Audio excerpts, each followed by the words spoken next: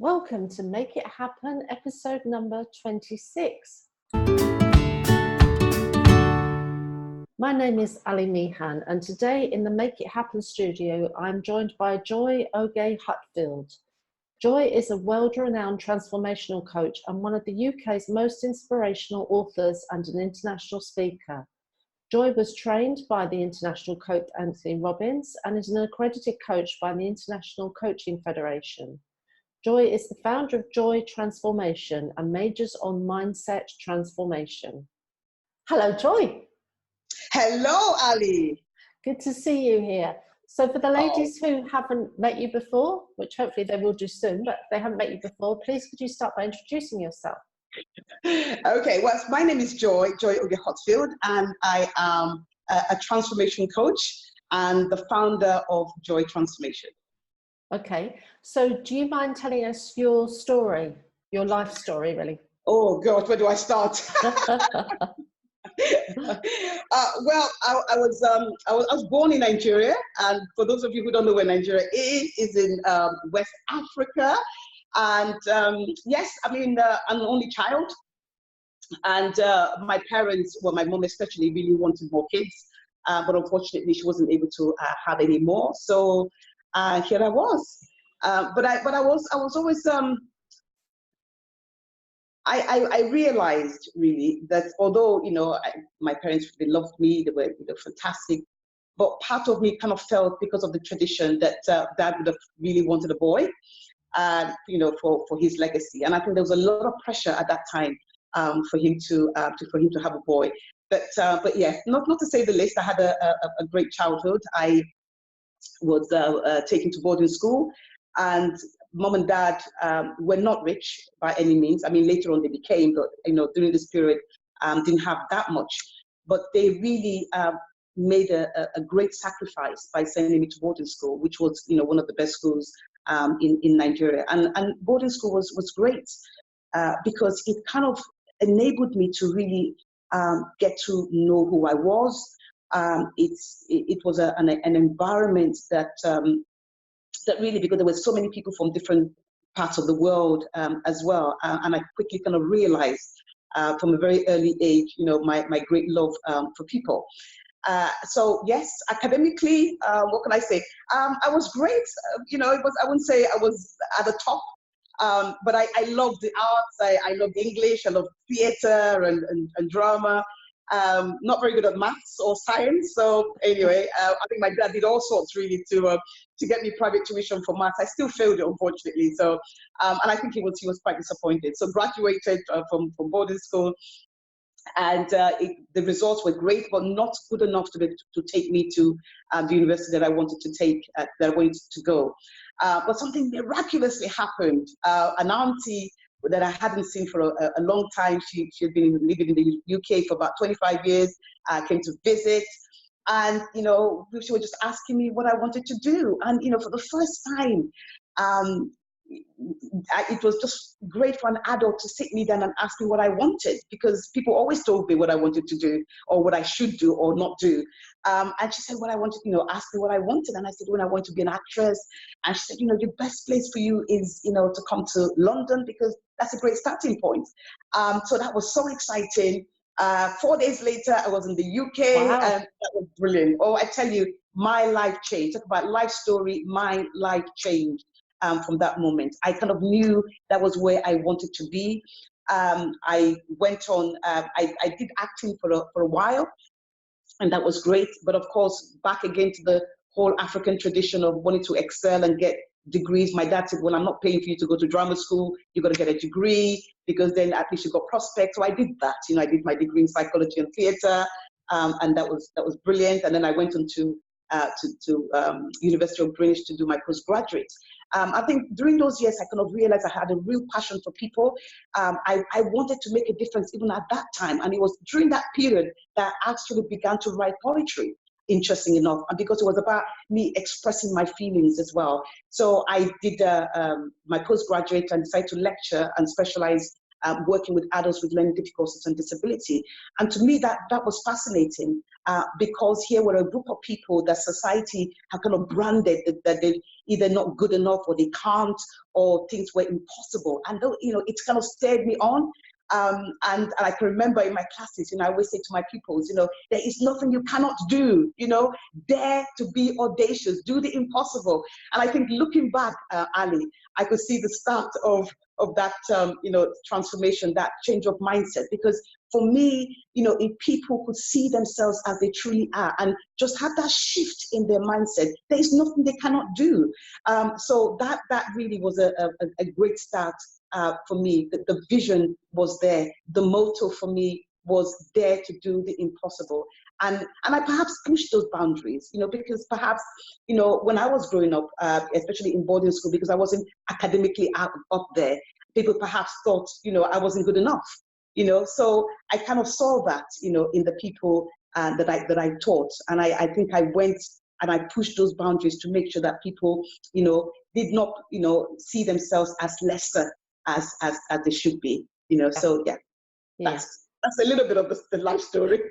Yeah, so your learning from university and then going on to teaching actually formed your big passion. So what is your business now? What is it that you do now? I'm a transformation coach. And people say, what's a transformation coach? Well, people can kind of refer to it as life coach or transformation coach, but I like to say transformation coach because for me, it is a transformation journey. So for me, I do three things. I work with individuals, I work with businesses to enable them to harness the right mindset for success, because success has got a mindset. Failure, success, they're in the mind. It depends on which, you choose to associate yourself with. And then secondly, I also work with individuals to help them kind of build that confidence, that self-belief, that self-love. That is the fundamental to any success, whether you're in business, whether you're a mother, whether, regardless of what you're doing, having those, fundamentals in terms of, self-worth and valuing yourself and loving yourself and having that self-awareness in you means that there is nothing really that you cannot do. And of course, thirdly, I also work, with women. I create a lot of women empowerment events. I have a great passion for women. I think that, women are just, they are the heart of nations, they're the heart of society. And when a woman is right, and she's kind of working in her purpose and doing the things that she's been called to do, I think everything around her just shifts and becomes amazing. So those are the three things that I do. Also, the business side of Joy Transformation is I do a lot of leadership, also one-to-one coaching and leadership masterclasses as well. So that's kind of to help leaders and individuals discover their purpose, but not just discover their purpose, but to discover their purpose with joy and fulfillment. Yeah. So positive mindset is something that you very much promote. Have you personally struggled with that? I mean, people can see that with a name like Joy and your beautiful smiling face, it doesn't come across that you might have had problems with a positive mindset, but has that ever happened to you? It has. I mean, I would say yes, because of the name Joy, people kind of expect it to be happy all the time. And, and I get called and they go, are you sure your name is Joy? Yes, it is. But yes, of course, positive mindset, as I say, it's, most of the time I have a positive mindset because it's what I teach and it's what I kind of advocate to do. But it hasn't always been like that. And have I struggled with it? Absolutely, damn right I have struggled with it. And I can, one of the first times that I vividly remember, when as an adult, struggling with this whole positive mindset, because I've always said, be positive, I preach it, I write about it, was when I was pregnant. I'd lost 2 pregnancies prior. Wow. And the third pregnancy was going really well. It was fantastic. I felt great. And out of the blue, I think about 20 weeks or 21 weeks, I've had this pain And to say the least, I was rushed to the hospital, and it was as if everyone at the hospital was just incompetent. It was that bad. Went into premature labor, and the child was born. It was a boy, but only lived for a couple of hours and died. Wow. That broke me. Yeah. It was like, okay, how do you get up from that? I did. And of course, in 2011, which is probably more recent, out of the blue, I was diagnosed with a rare form of skin cancer. And that was really what challenged me the most, because here I was, and I had to say, okay, if I was in the other shoe, somebody else was me, what would I be saying to them? But I was afraid. I didn't want to die.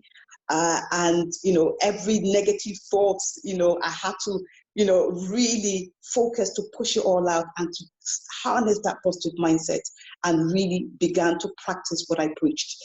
So have I struggled? Yes, I have struggled. But the great news is the fact that, I gave myself a formula and used that formula on myself to be able to come out of that. And now when I work with my coaches, when and they say, Joy, I'm struggling, and I go, I know, I've been there. So you can do it, So at least, it wasn't pleasant at that time, but now I can use it in a way that empowers others to know that, that they can have a real positive mindset, but it needs to be worked at. Yeah, yeah. You mentioned Joy a few times because that is your beautiful name. Who is your source of inspiration or joy, and why? Oh, I would say God is my inspiration, and I say that I haven't always. I believed in God, but I haven't always kind of. You always go to God when you're in trouble or you need. I mean, I don't know about you, but I do, and but I never really took my faith very seriously. It was kind of there if I needed something. Well, God, I need you, and it was almost like that. But when I, the experience with cancer, that challenged me. And if you don't mind me sharing this with you, I don't share it that much, but I just thought it's very important to understand why he has become my source of inspiration. I can remember when I was lying down, in hospital, and I was about to be wheeled to the theater. For the cancer operation, and I was just broken. I didn't know what to do. I didn't want to die. I had cried all the tears, and I can remember lying on my bed, and I said to God, I found myself having this conversation, with God, and I said, God, I don't want to die. There's so much more I want to do. I've got 3 kids. I got my husband. What am I supposed to do? And I can remember this voice coming back to me, because I was saying, oh, I need more years. Give me more years to live. And I remember this voice coming back to me and saying, what have you done with the 42 years that I gave you? And what difference would you make if I gave you more years? Ali, I froze. And I thought, yeah, what have I done with the 42 years? Yes, I'd made impact, I'd made progress, but what had I really done? And if I was being really, not selfish, but I want more years, I didn't want to die, but what difference would I make with that? And that changed me, Ali. That changed me, because I realized that I had a purpose, but I needed to understand that purpose, and I needed to discover that purpose and to have that inner depth. My inspiration, going back to the question you asked, yes, is of God, because I came out of it. And I did 3 things. I learned to love more. I knew I loved people, but I loved more. I was audacious. I thought, well, what could I have got nothing to lose? I was more audacious. I was in a sense more caring. Nothing seemed impossible. I wanted to do so much more so I wanted to impact lives. It wasn't about the money anymore. It was about making a difference. And that was the direction. It pushed me in a whole different direction of really understanding my purpose. So that's where my inspiration and my source has come from. That particular incident really drove it home to me. Yeah. I think we've all got goosebumps now from that story. Obviously, you've become a woman of purpose. So what do you think stops us generally from becoming women of purpose? I think there are three main things. There's a lot of things that stops us from becoming women of purpose. And, you know, before I even go into that question, just to say that, you know, the women who are listening here, is that, you know, women, you know, you are greatness personified. You know, when I say that, people go, me? Yes, you. and so, you know, if we are greatness personified and that greatness is in us, that's another way of asking the question. If that greatness is in you, then what's stopping you?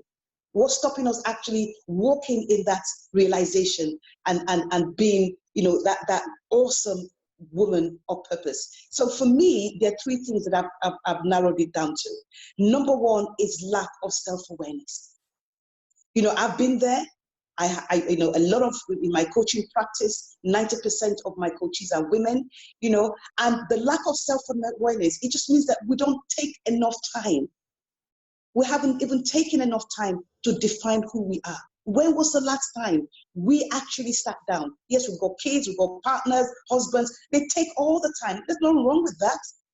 But throughout the years, you know, from our, you know, when you're 20, we're 30, we're 40, you know, like me, we're in the 50, you know, then when was the last time we actually thought, well, we're changing? Taking that time to redefine who we are or who we want to be. So lack of self-awareness definitely is one of the things that stops us from actually walking in our purpose and having that joy and fulfillment. Secondly, I would say self-doubt, you know, and somebody said to me, does it ever go away? Well, I think we just need to work at it. You know, so self-doubt, the whole thing about not feeling good enough.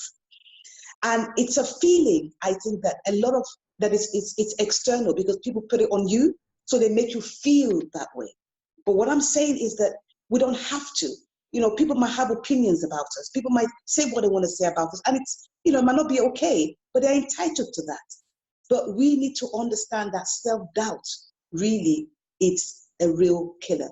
You know, it will ruin our self-esteem, and it would not get us to where we need to be, and especially fulfilling our purpose. So self-doubt is definitely one thing that stops us women from actually fulfilling our purpose. And number three is self-love. You know, I cannot go on enough about self-love, because most of the time we look elsewhere for people to love us, you know, everywhere else but ourselves. But that starting point needs to be us. That self-love. So when we have, you know, confidence, when we have self-doubt, when we have self-love, we're truly, definitely on that route to fulfilling and living our life's purpose. So those are the three things I would say that stops us women from, you know, being great women of purpose. Yeah. What would you say is your legacy? Ooh, it's a big one, isn't it? My legacy. Right, now I'm going to share this now. I thought about this. I thought, my legacy, right? What's my legacy? The Love Campaign. Now, for the past 15 years, I was on the train one day. This is how it came about. I was on a train one day, and I would say, minding my own business, as you do. And this vision came to me. And I call it the Love Campaign. And it's a vision of a day, okay? A day all over the world, where every man, every woman, every child, every nation, every kingdom, you know, reaches out to one another through acts of practical love. That's what I call the Love Campaign. And I see that day, you know, of neighbors coming together, a day of forgiveness. You know, people have upset you 10 years ago, or your best friend or whatever, but that day you pick up the phone and you know, share thoughts of love, or you forgive, you know, and so it's that day that we choose to love, and we choose to put aside everything else and just focus on that. And for me, that would be my absolute legacy. So I called it the Love Campaign. And yes, and I know that would definitely come to pass. That would just be for the generations to come, the Love Campaign, a day of love. Okay. And really, yes, that's it. So have you got a date? Oh, you know, I'm talking about it, I get really, really excited. So Ali, I'm challenging you. I'm challenging you, woman to woman. We're going to make this happen. Absolutely. Well, the whole video series is called Make It Happen. So. Oh, was it? Oh, yeah. I think we should. And actually, so that's a yes then, Ali. That's a yes. Yeah. So you're actually going to make it happen by coming to Spain. So tell us about the event that you're doing in Spain. Oh, right. Oh, brilliant. So yes, I'm coming to Spain on the, the event is Be a Woman of Purpose, and it's happening on the 18th of September in Spain. And so the event, it's a unique empowerment evening that is filled with fun and laughter, energy with like-minded women, and those women also, who want to kind of live out their life's purpose with joy and with fulfillment. So it's a really great event and evening that would give, women an amazing outlook on how discovering their purpose can really bring about that success and impacts, their influence. So the whole idea of the Women Empowerment Soiree, we've held it in different parts. I've held it in Wales, I've held it in London, I've held it in Africa. So it's again embedded in a vision, and the vision came to me in 2015, and it was about building a society of women who are empowered with self-love, with self-worth, to be able to make a difference in themselves, in their environment, and ultimately in the world. So that's the vision that I'm kind of bringing to Spain to help build that society. Remember, I said earlier on, women were so awesome, and we are indeed greatness personified. So having these events really enables us to come together with like-minded women to share that vision and to make a difference. Remember, when women make a difference and we come together in that unity, in that love, it just means that, our societies, our world is always the beneficiary of those events. So yes, so that's what I'm bringing to Spain, and to say, along with that the future belongs to a woman with purpose. So Be a Woman with Purpose is definitely coming to Spain. I'm really excited about that. Yeah. Super excited. Yeah. So you're and I heard that the women in Spain are absolutely awesome and amazing. They're incredible. Well, you are definitely. So if I take it from you, Ali, then I think you definitely have sold it to me. You're the role model. If they're looking as gorgeous and amazing as you, well, cool. Thank you. Yeah, the women in Spain are incredible, because most of them have given up their life somewhere else and come here in a completely different environment, a culture that they don't know, a language that they don't know. So yeah, they've really made it happen. And you've got one thing that you want to achieve this year. What is your one big thing? Oh, one big thing. Oh, I was thinking about that. There were quite a few things. But one of the things I really would like to achieve is to have my own TV show. I mean, I've been saying this, but it's like, yes, because it would just be an opportunity it'd be great to then have different people on the show and just really spread the message out to the world in a much bigger scale and capacity. So that'd be fantastic. And you can come, Ali, as my first guest. Yeah, so that's what it is. That's what I'd love to achieve in 2019. Yeah. And have you read any books this year that have particularly inspired you? I have. I've had which one is what? You Do You by Sarah Knight, and that was really great actually. It resonated a lot with me, and of course with the message that I share is that you are so important. And yes, you can be looking at what other people are doing, but when you do you, then you can just focus on what you do best. So it takes away the competition, takes away what everybody else is doing or saying, and it focuses on you, your gifting, what message you have to bring to the world. I thought that was fascinating. That was really great. So I enjoyed that. I also read, and that was, I read it again because I read it before, but The Purpose-Driven Life by Rick Warren. Oh, he's amazing.